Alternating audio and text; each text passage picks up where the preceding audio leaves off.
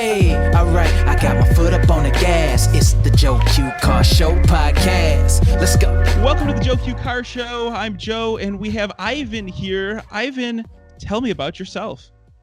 Hi, Joe. Thanks for having me on here.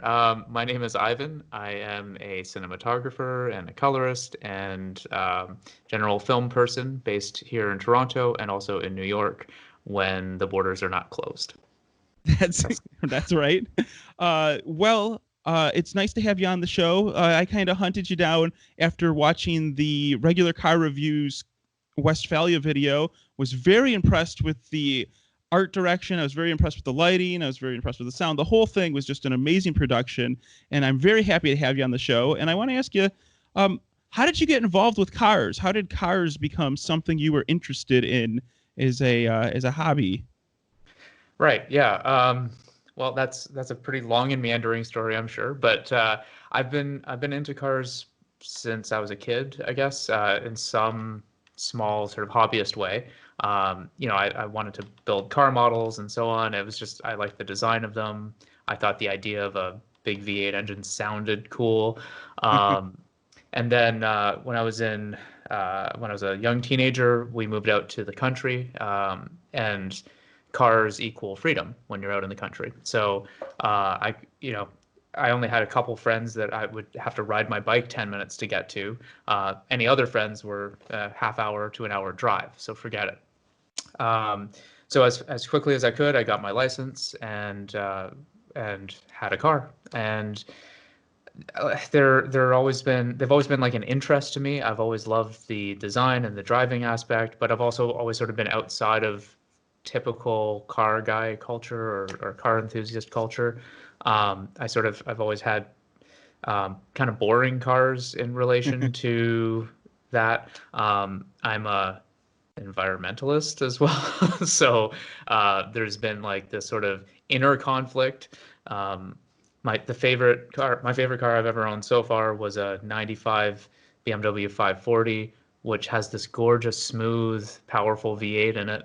And it was also the worst in terms of the fuel efficiency, and I felt really torn about driving that thing around. So I guess that sort of like my car choices combined with a lack of a lot of mechanical skill means that I don't really consider myself a core part of car culture at all. I don't go to car meetups. I can't really keep up with deep technical conversations about cars.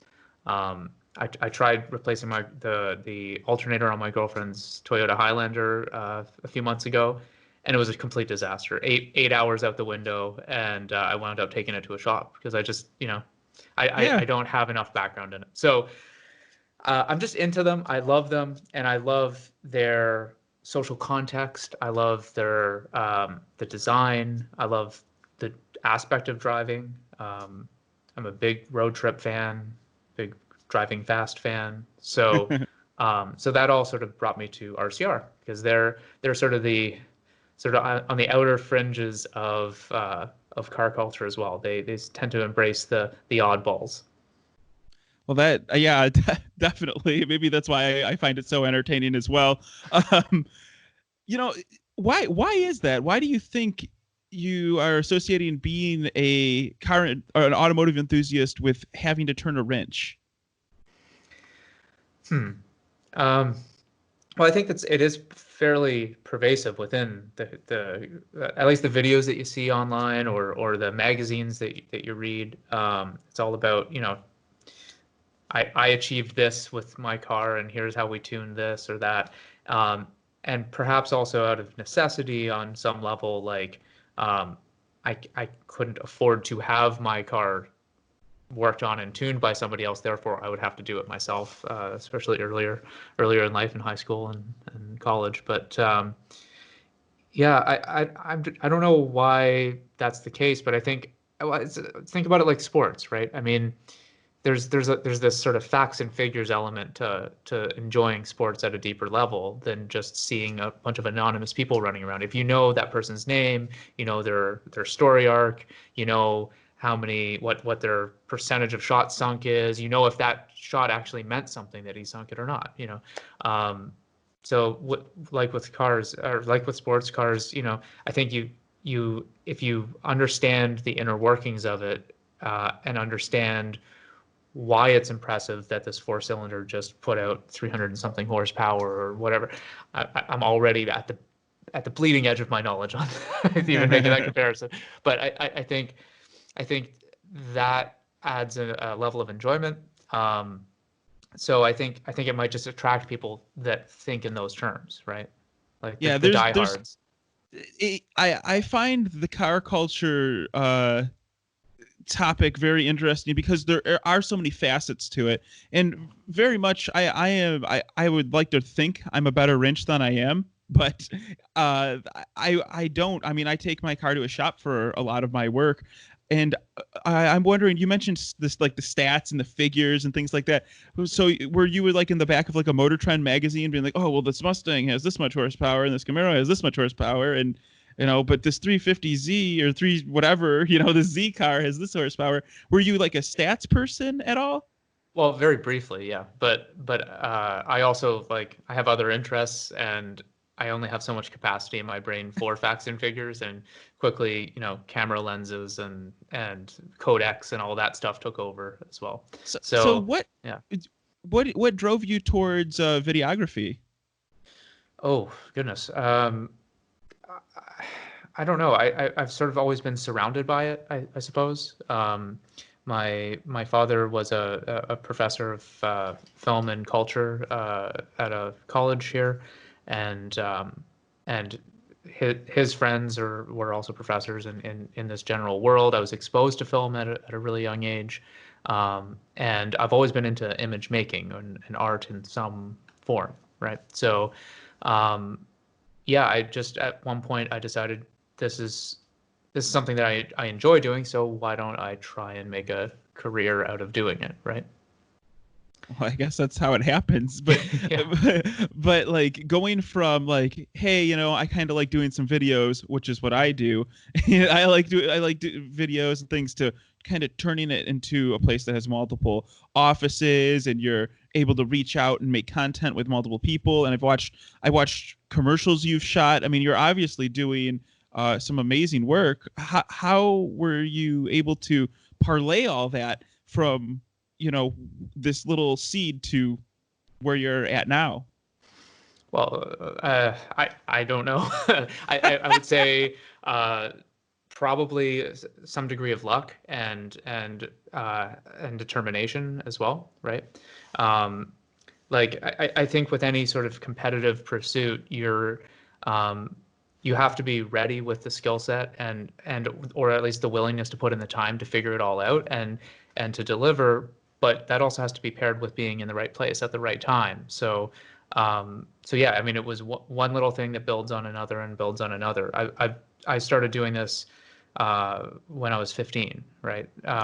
So back then I was working at a local hardware store, making minimum wage and used that to buy my first little digital video camera and a computer that could cut with it, and then maxed that out, right? Made a bunch of skate videos, snowboard videos, dumb stuff that teenagers do, but had fun with it and built a skill set so that I already understood a lot of the fundamentals and was reading the college textbooks at that point to understand.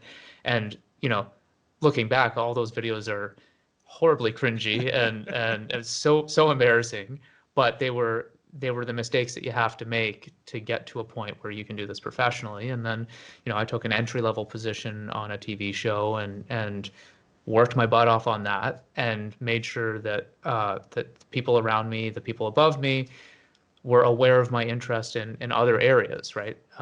So I started as an office PA, basically production assistant, and mentioned that I'm good at post production. So, oh, you can also do an assistant editor job, and one thing leads to another. After, this has been, I've been in at least this part of the industry for 13 years now, right? So every job you just keep over delivering and hoping that somebody notices. So yeah, it is hard work, but it's being in front of the right people helps too at a certain point. I mean, speaking of over delivering, so going through your repertoire here, I got to really experience. I think I asked for a couple of links, and you sent me like just the most amazing like CV and everything. I was so happy, and I went through everything. Oh wow, There, thank you. the one the one I really liked was the gaffer content where you kind of Mhm. went through and you were shooting a boxing thing. Can you tell me about that at all? And we'll link this in the show notes if you want to see it too, because I'm just a fan. It was really good work. Thank you. Yeah, so that was an episode of Meet the Gaffer. That is on YouTube. It's Luke Sierveld, his name actually. Sierveld Lighting. This is his company. So he's a San Francisco area, Bay Area based gaffer, lighting technician, and he has this great YouTube channel that's a really good educational resource for people in our industry. So I appreciate what he does. He reviews equipment, but often will do breakdowns of his work. And so after watching it and learning some bits here and there, I just reached out to him. I said, I've been doing this for a while too. Uh, could I maybe make some content for your channel? I'm not going to put in the legwork. He's almost at his 200th video now. Uh, I'm not going to be building up a YouTube channel and putting in that weekly grind. Um, I have some things I would like to share with people and pass on a bit of my knowledge, but I'm not going to do so on a regular basis. And I just wanted to play around and see what it would take to make a video like that. So similar to the regular cars thing, who I just reached out to them and said, hey, do you want to collaborate on something? I reached out to Luke. And so what that video is a breakdown as to how we went about creating the look for a short documentary film, right? So it's a very detailed breakdown of this exact fixture was used in this position, and here's why, and drawing on the frame, explaining the lighting techniques that we use. So, it's just sort of a nice way to give back to this film community that's out there online. So when you were taking pictures of your 540, did you take that much time in consideration of that? Yeah, no, that too much effort stuff has really just cropped in the older I get, or sorry, crept Yeah. in with age. Yeah. No. Yeah, I understand that. So you mentioned something that kind of perked my ears up. You are talking about being an environmentalist, but also someone who really enjoys the act of driving and vehicles and Mhm. automotive culture. How does that weigh on you driving around nowadays? Well, a fair bit. It's something that is always in the back of my mind. But I have to have a vehicle by necessity. I carry a lot of equipment with me. But it certainly has influenced my vehicle choices. I do try my best to hang on to a car for as long as possible, and when I am getting a new car, the fuel efficiency does play a significant role. So my current vehicle is a 2014 GLK 250, so it's the diesel version. It's Oh what man. 10% more efficient, maybe, but that 10%, it's something. So it's a relatively boring crossover, not really a truck SUV, right? By all means, car people should hate that kind of a vehicle, but it is practical, it's reasonably fuel efficient, it's spacious, and I like to think of it as a really tall E-Class wagon. So Right. That's that's the how I perfect way to think tweak of it. it That's and justify that it. is what it is. Well, that's interesting. I feel like a lot of society is doing a lot of soul searching right now. And I wonder, because I've done the same thing where uh I love cars. I don't think I'll ever not love driving fast, or slow or whatever. But this kind of thing that weighs on you and like for new purchasing decisions, I just wonder, is that going to be the future? Where we're just sitting here wishing there was something a little bit better, a little bit more efficient, and I think we're there now. But uh, long and short of it is, I think you made a good car buying choice. But do you have your eye on anything new coming up? No, not at all. I want to I want Is to it get is as it much is it use one as of I the can out of this. well, is it one of those things where if you buy a new car, you want to get as much use as you can because it's efficient to do that monetarily and also environmentally? Is it all weighing on you? You seem very Yeah. pragmatic, you know? Well, I'd like to think so. I'm glad that you think so right now, but I'm really not in day to day.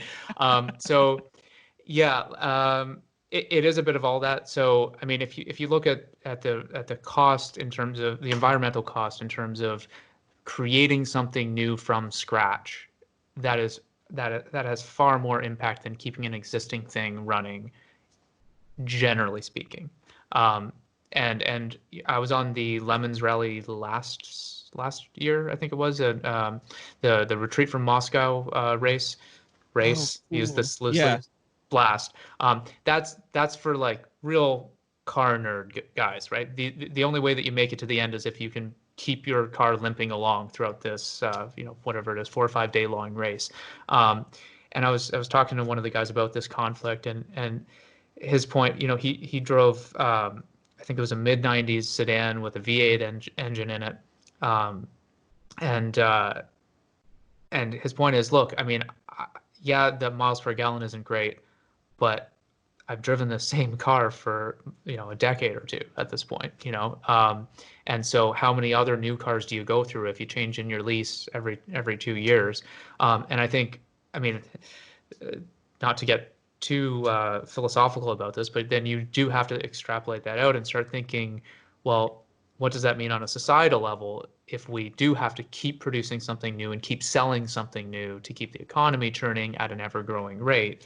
I mean, there's finite resources. So yeah, I mean, I'm not thinking about this every day. I'm getting behind my wheel, but it does factor. Like I've got that itch. I've had my car for 2, 3 years now.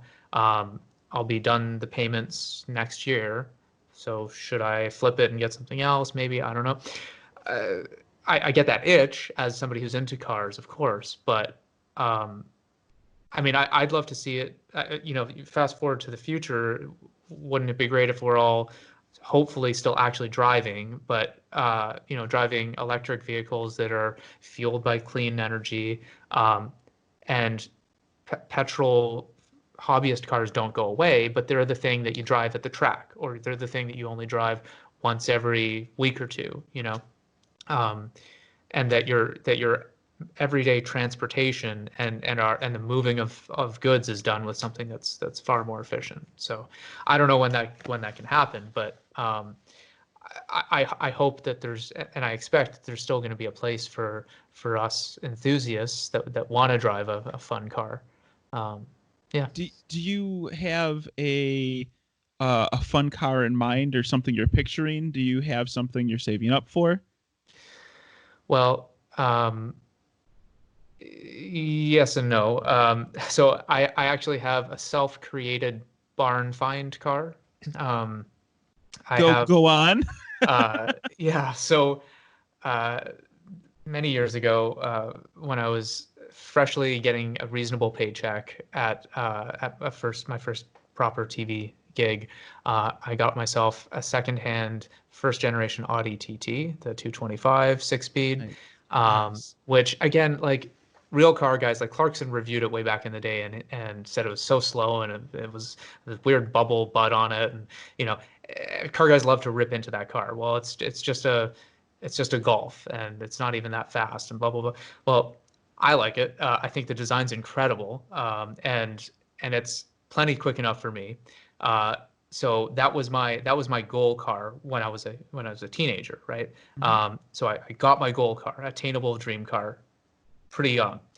Uh, well, at some point I can't fit film equipment in a TT, so then I had a TDI hatchback A3, and uh, the TT was sitting for a while, and unfortunately, when the TT's battery dies, the window comes down just a couple millimeters to avoid it breaking when you open, and I didn't know that, and it rained, and I was out Ugh. of town for a bit, and I came back, and the interior was blanketed with mold.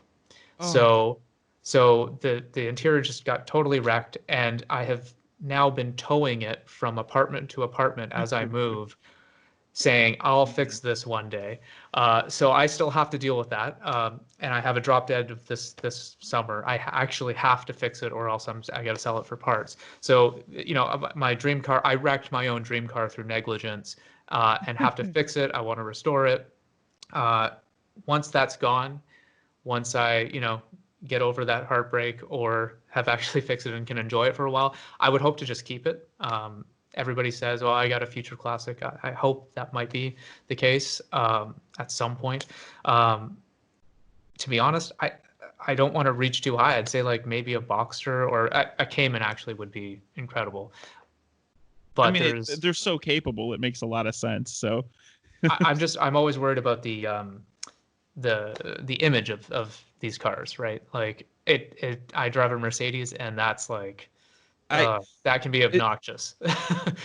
Really, I mean, like I had a Z4, and it was relatively modern when I owned it, and I actually felt so much guilt driving the car around, especially in some of the areas I was at.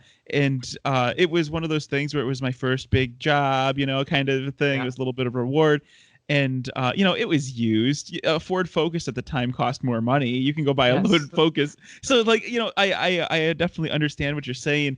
And I ended up having to come to terms with that, too. And, again, like, those German cars, they're expensive to fix. And I could just remember sitting in my garage and I'm wondering, like, am I going to have to spend $1,500 when I start it up tomorrow? Kind of, like, this is always the thing going through my mind. So eventually that wore me out, and I just got rid of it. But I definitely understand what you're saying. Let's go talk about your video content a little bit more. You have a very distinct style.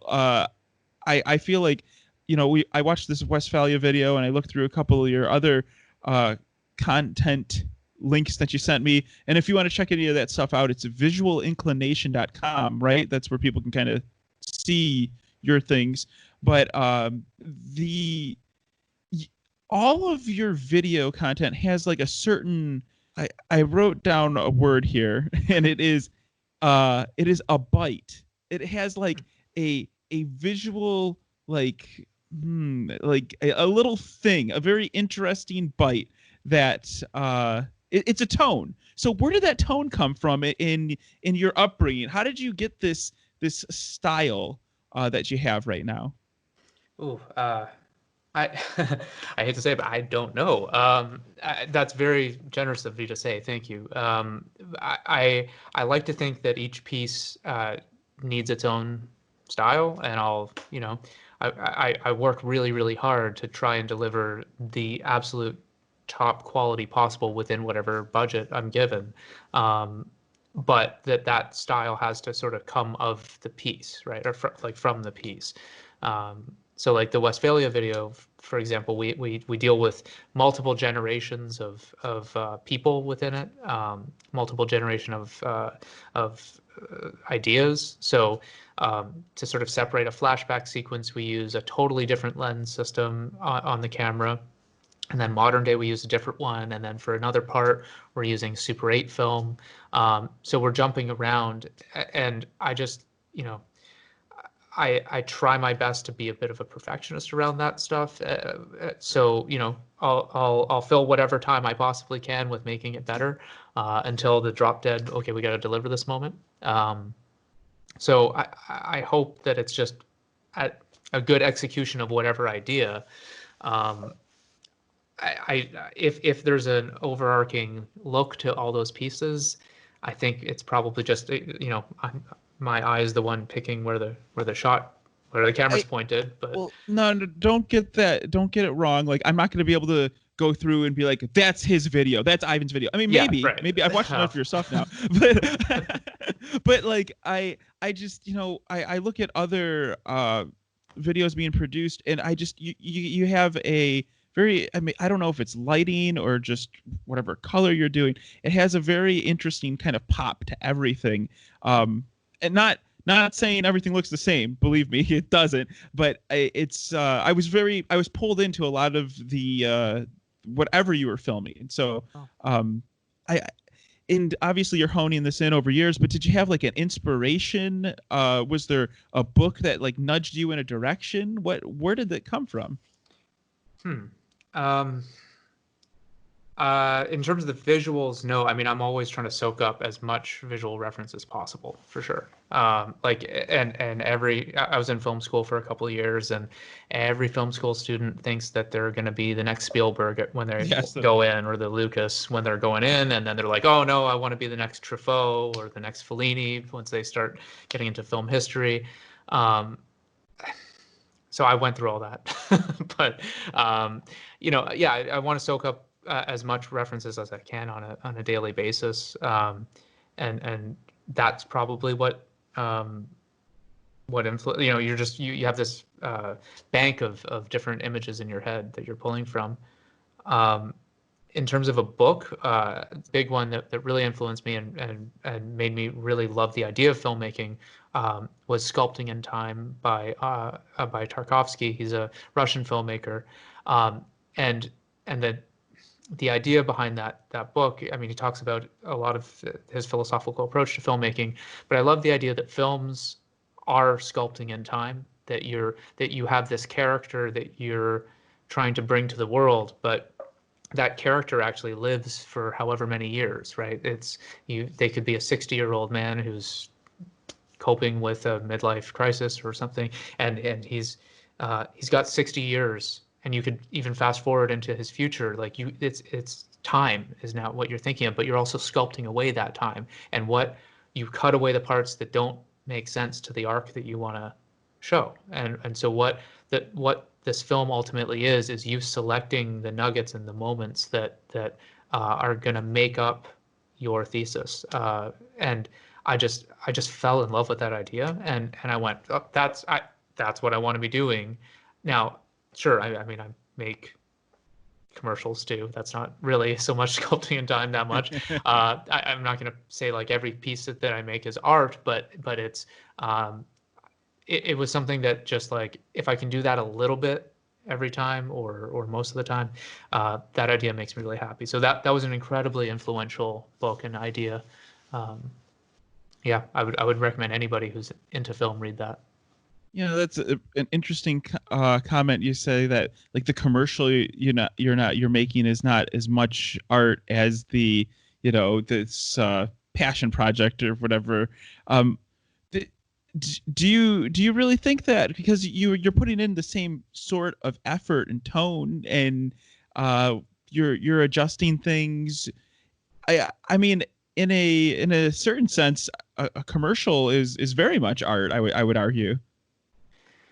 Well, in a previous life, my company and myself, like we would do design work, right? So we did branding and web development and a lot of that, and the difference between design and painting for art is commerce, right? You're doing this thing which is the same craft but for very different end goals. So with art, you're trying to tell this story, and you want people to experience this moment in time, or you want people to feel an emotion or to feel a change in themselves. And with commercials, yes, you want them to feel emotion and you want to feel a change, but it's always for that commercial. I mean, it's called a commercial. it's for a financial and goal. Please buy this widget, right? And there's nothing wrong with that, and there's nothing that says you can't bring a high degree of craft to the table with that. But I would argue that the video, the film, the short piece, the end product isn't the main goal, right? So with when I make a short film, the main goal is to have made that short film and for people to see it. When I make a commercial, the main goal is for people to watch it and then go on and please buy this perfume, right? So it's kind of the motive is what makes something art or not art in your argument here. I don't want to call it an argument because it's really a conversation, but like like it's what initiates the process, kind of a thing that you're really getting at. So what initiates your artistic process? What is your muse, or what has been your muse lately? Um, I think I'm most interested right now in documentaries. So I've sort of streamed in that documentary space. There's an incredibly strong documentary history here in Canada. The NFB was the one that was at the forefront of that many years ago, and there's such a wonderful independent documentary scene here. So I love being able to be on a set with lots of resources and lots of talented people that you get in the commercial world, but I also really love telling these small stories or important social issue stories. So what motivates me is a really interesting story or a worthwhile story, and then everything else falls from that, right? So like my last passion project was Survivor Stories, which was the boxing film that I did the breakdown on, and that idea, that nugget, started 5 or 6 years ago, and then we just did one short profile piece a year for a little while, and then ramped up a little bit more. But the idea was just asking the question, what does it take mentally and emotionally to get through a cancer diagnosis and to see light at the end of the tunnel, right? What is your mental game, not after the fact, but during, right? Let's not focus on the medical and the like, how terrible chemo can be or any of that, but just what is your mental game? How do you focus on something? Like, what do you focus on? How do you approach that? How do you talk to people about it in your life that haven't experienced it? So that storytelling then led to, well, let's do a reflective, dreamlike look that we wound up with, right? So that was the last one. I don't know if I can say anything about stuff that's in development right now in terms of what's next. Don't risk it. It's fine. But as a genre, I think I'm super interested in documentary, and I'm still fascinated by all the glossy, cool stuff we can do in commercials. So I'm still thoroughly enjoying that. Yeah. You said NFB, that's the National Film Board of Canada. So Yes. I just want to put that out there for anybody who's driving and like, what did he just say? So that kind of passion obviously has shined through in a lot of different things. And it sounds like you watch a lot of YouTube, or at least you've consumed a lot of YouTube car content. What do you see when you see YouTube car content right now? What kind of mistakes do you see people making that you just sit there and just kind of bugs you? Oh goodness. Well, you're right. I sort of fell into a rabbit hole with that. Actually, thanks to my TT, because I was just Googling how do you fix mold in a car, and then I saw, oh, there's a YouTube video of like mold removal, and then that leads you to Ammo NYC's channel, and then that leads you to this over here, and then suddenly like, and then I'm watching regular car review of an Audi TT. Okay, great. And he's the first guy that gave that car a fair shake, I think, at least the ones I came across. So yeah, and then I'm like, oh, this is a whole subgenre, and I had no idea that YouTube was what it is, and in terms of that sort of wonderful niche, that like everything's like there, any niche you can imagine, there's a whole established world out there on YouTube with people that have hundreds of thousands, millions of subscribers that are also into it, which is fantastic. So in terms of what I see, I mean, there's some really great content out there. There's incredibly polished, near TV level work being produced by, two-person teams, Savage Geese, The Straight Pipes. Oh my gosh! Right. Throttle House. Yep. Two of those three channels are all in Toronto, by the way. So that's awesome. Yeah, they're all doing great stuff, and I like that everybody brings their own personality to the table, and they all have their own sort of tweak, their own way of approaching it, and so like, but I think the economics of YouTube just mean that you can only do so much, right? The fact that all of these folks are out there producing at least one video a week, usually two or three, on a regular basis is astounding to me. Like I would do pre-production planning for a week. I would literally just plan a couple of days of shooting, and the plan would take me a week to put together all my paperwork and figure out the lighting diagrams and all this stuff. And they've already made they shot and edited and released and did all the tagging for 3 videos. So so the pace is just so unrelenting that something has to give, and it is incredible what they're able to produce in that time.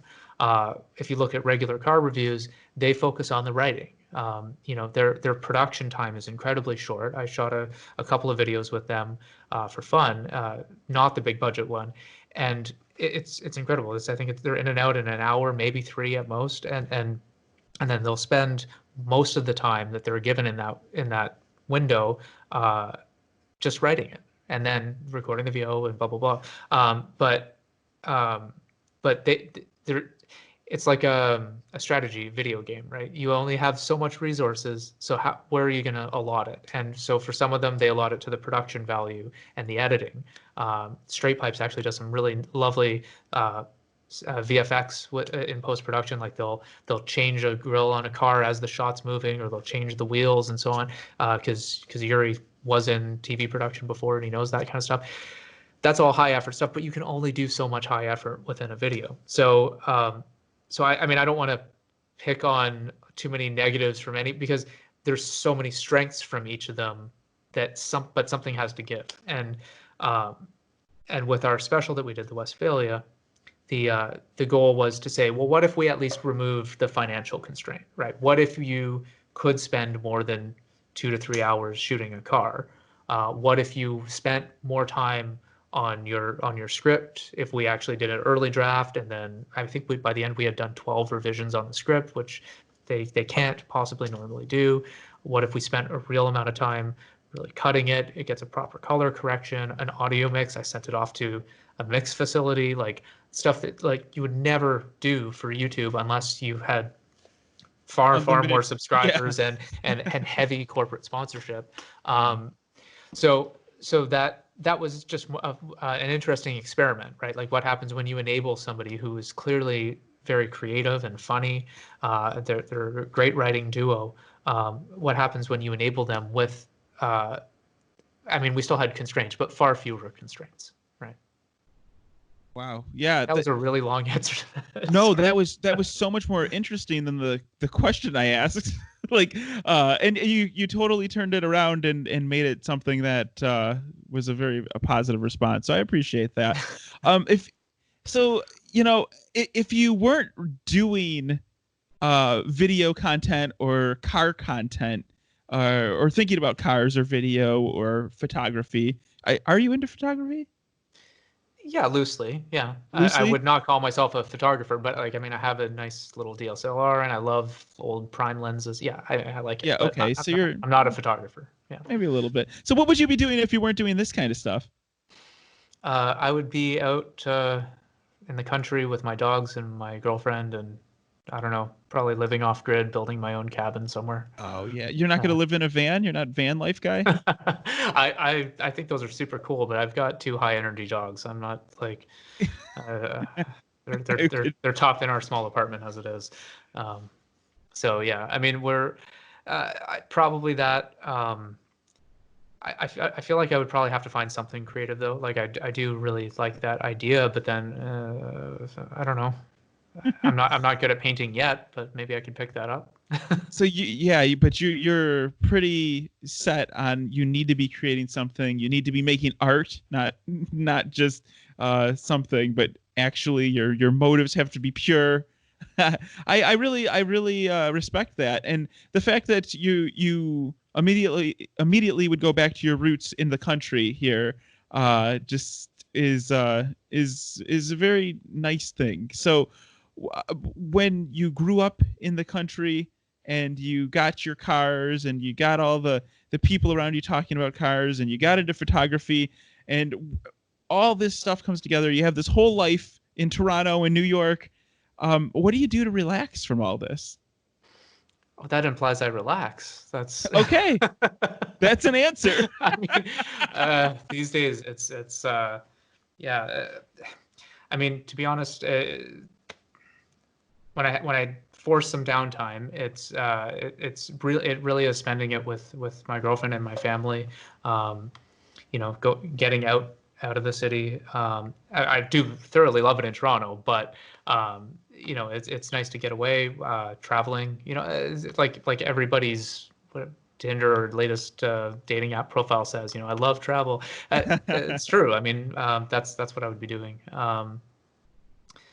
But yeah, I mean, these days I don't have a lot of downtime. I just have a lot of deadlines, and I'm not complaining. But the reality of trying to be an independent, like a freelance cinematographer and colorist, but also run a company is it's a bit of a double workload at times. So there's also the reviewing of any projects that editors or motion graphics people are working on, and invoicing and chasing those clients down when they don't want to pay. There's just a lot of overhead, cleaning up the studio, improving the studio. There's lots of stuff to do. So I don't know. In my little bit of downtime, I'll be, turning on Netflix. I finally started watching Ozark a few days ago, which has been out for years now.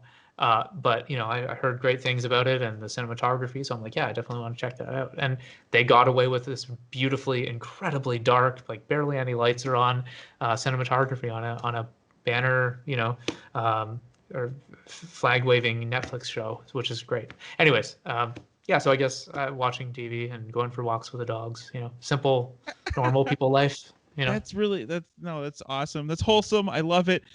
Ivan, it's been an absolute pleasure having you on and doing this interview and having some good conversation. Where can people find you? Right. Well, I'm on most of the social media. I'd say Twitter and Instagram. The company account is Visinc, VISINC. That's also our website, visinc.ca, which will forward you to our very long .com.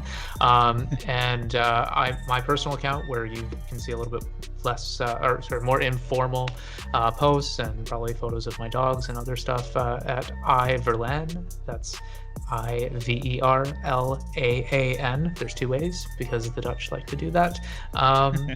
And yeah, I think that's it. Make sure to watch that Westphalia special. It's something that we're all very proud of, and we hope will lead to big things for that channel. And yeah, thank you so much for having me on. This has been a very odd experience, having the attention flipped back at me like this one-on-one. So thanks for taking an interest. No, perfect. It was pleasure's all mine. Be sure to check out Ivan's work. Ivan, thank you so much for coming on the Joe Q Car Show. See you guys next time. Thank you, and I hope you enjoyed this episode of the Joe Q Car Show. To gain access to our exclusive after show, known as Reaction Time, cleverly named, I know, head over to patreon.com/JoeQCar, and you'll get to hear our behind-the-scenes thoughts, get some follow-up questions, get some tidbits we left out of the show as little extras. And in addition to the Reaction Time after show, you'll also receive a bunch of other benefits. You'll get behind the scenes updates, maybe some stickers, advance notice of who's coming on the show. You could even hang out with me if you're at that tier. There's a bunch of different things. Please go check them out. It's all at patreon.com/JoeQCar. Thank you so much for listening. I can talk all day. So until next time, goodbye for now. Thank you for tuning in. Let's go. This is the Joe Q Car Show. Right now I got a full tank, so if you ready, we can hit the road. Ayy, old school, it's the best. Mixtapes on cassettes, keep the rims so fresh. Yeah, electric cars, yeah, they the bomb. Racing cars, Formula One, we love it all. So if you love the episode, come back for another.